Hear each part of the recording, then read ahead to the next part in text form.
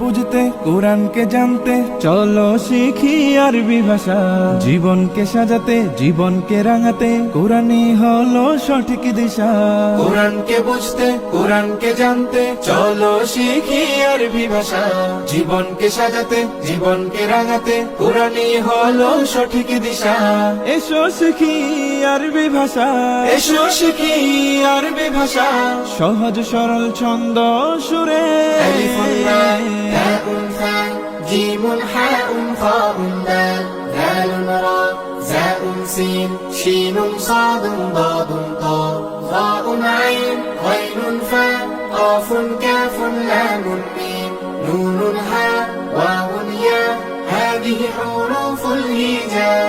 ألف باء تاء ثاء جيم حاء خاء دال ذال راء زاء سين شين صاد ضاد طاء.